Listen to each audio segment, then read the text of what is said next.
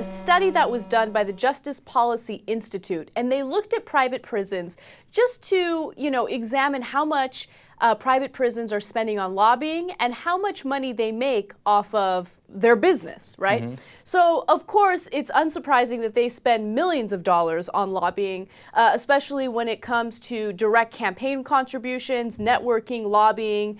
Just to give you an example, they spent over $835,000 to federal candidates and over $6 million to state candidates. But Anna, having spent that money on politicians, I'm sure it had no effect because politicians make decisions based on principles and not campaign contributions. So you're not about to tell me that private prisons have actually increased the number of people that are in those prisons and hence making more money. That didn't happen, did it? Of course it happened. Really?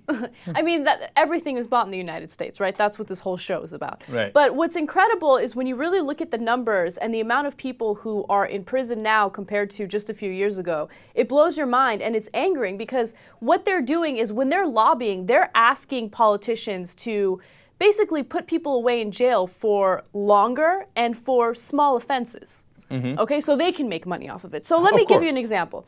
Okay, the total number of people in prison increased less than 16% since 1997. Okay. Total number of people in prison, right? However, when it comes to federal private prison, that number increased 120%. Now, come on, think about that, come on. Okay, so private prisons somehow magically got 120% increase in the number of people they're taking in so they can make more money. And by the way, if they hadn't gotten that increase, the 16% number overall would have been lower. Right. You know what I'm saying? They're driving up the number for the whole country. Gee, I wonder how that happened. Could anybody in their right mind think that's a coincidence? That they just happen to spend all the money on these politicians and on laws that they push for that we're going to tell you about in a second. And they just coincidentally, that's what happened. And then all of a sudden they got more prisoners, and then they made more money. They made billions. Just a couple of companies alone made around, $3 billion?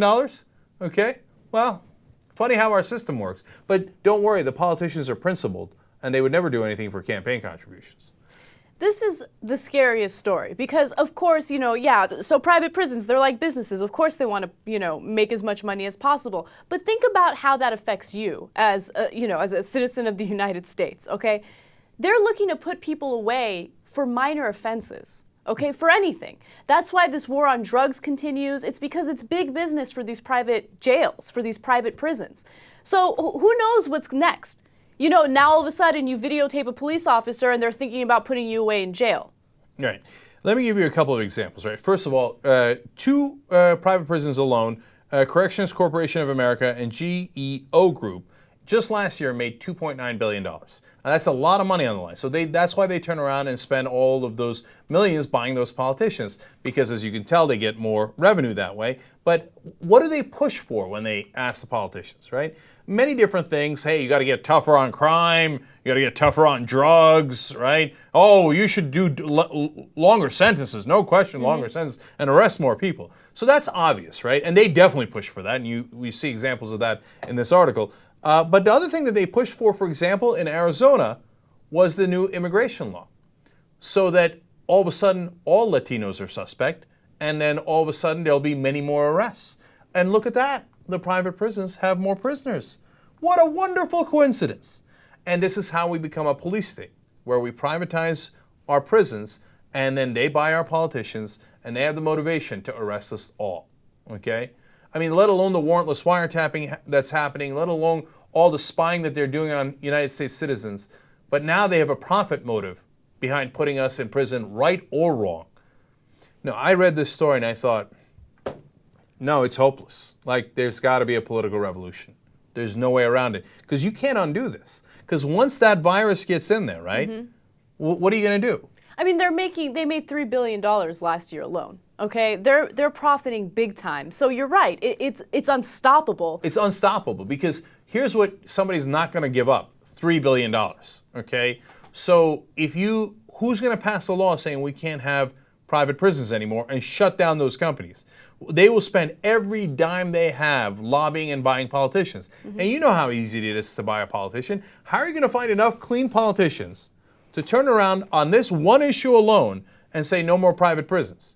No, instead, we're going to get more and more private prisons. In fact, in Florida, the thing that they're lobbying hardest on is to convert the entire state into a private prison system. Okay?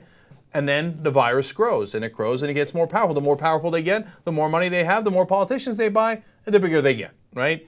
And let's say miraculously, you fought incredibly hard, you turned the focus of the whole country on this issue, which you would never be able to do. It's a relatively minor issue, given everything else that's going on in the country.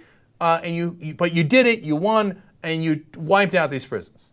All right, now there are 100 other viruses out there of private corporations abusing our system to get advantage for themselves and screwing over citizens of this country. How are you going to beat all those back?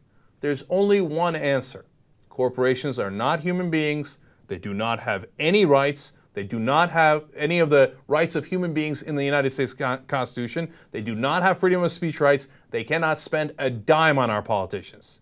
Okay? And if they are caught spending a dime on our politicians, the CEO gets arrested. Okay? Now, all of a sudden, well, then they can't lobby the politicians. And then we're back in the ballgame on every issue. There's no other way to kill the virus. Okay? You got to go to the heart. Otherwise, we're going to lose on every issue. And by the way, we are by far and away the country that imprisons the greatest percentage of our population. Okay? I think except North Korea. Okay? But we're nip and tuck, I believe. Okay? I got to look into it. That's really depressing. Now, as this virus grows of private prisons, you think it's going to get better? No way. It's going to get worse and worse and worse.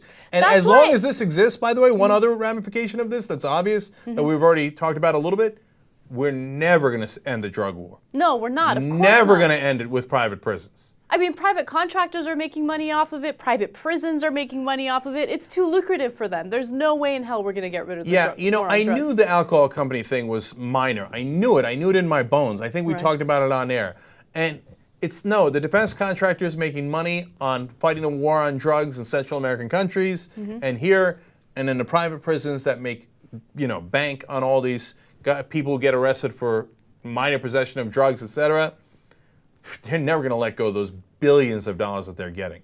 So that's your country. There is no other answer, man.